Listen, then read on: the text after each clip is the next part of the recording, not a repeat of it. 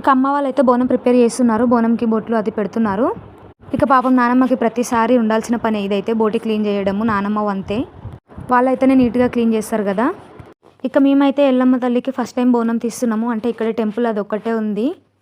ఇక అందరు అక్కడికే తీస్తున్నప్పుడు మనం కూడా అక్కడికే తీయాలి కదా. అందుకని అమ్మవారికి ఎల్లమ్మ అమ్మవారికి అయితే తీసిస్తున్నాము. వీళ్ళందరూ అయితే టెంపుల్కి వెళ్ళారు. ఇక నేనైతే వీళ్ళతో ఎప్పుడు టెంపుల్కి వెళ్ళలేను, ఎందుకంటే నా పని నాకే ఉంటుంది. వీళ్ళు వెళ్ళిపోతే ఇక నేనైతే ఇంట్లో వంటలు అయితే ప్రిపేర్ చేసేస్తున్నాను. బోటీ చేస్తున్నాను ఇక్కడ. ఇక నేను ఇంతకుముందు వీడియోలో చెప్పాను కదా, మా అమ్మ వాళ్ళ ఇంట్లో మాత్రమే నేను వంట చేయడానికి ముందడుగు వేస్తాను. ఎందుకంటే వేరే ఎక్కడ చేసినా వేరే వాళ్ళు ఎవరైనా వంకలు పెడితే నేను తీసుకోలేను. అది ఉప్పు తక్కువైంది, కారం లేదు, ఇలాంటి మాటలు అంటుంటారు కదా తినడం కాకుండా. అందుకే నాకు నచ్చదు వేరే ఎక్కడ నేనైతే డైరీ చేయను.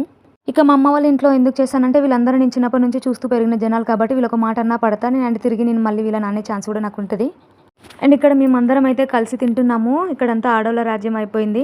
తిన్న తర్వాత ఇంకా ఆడోళ్ళు కలిస్తే ఏం జరుగుతుందండి, ఇంకా ముచ్చట్లు మాత్రం కంపల్సరీ అనుకోండి. కాసేపు అలా రిలాక్స్ అయిపోయి ముచ్చట్లు పెట్టేశాము. మా మేనత్త చూడండి తెగ కష్టపడిపోతుంది పాపం. మా అమ్మ కూర్చుంటే కూడా తను చేస్తుంది పక్కన, అంత లేదు గడ్డతో కలుపుతుంది అంతే.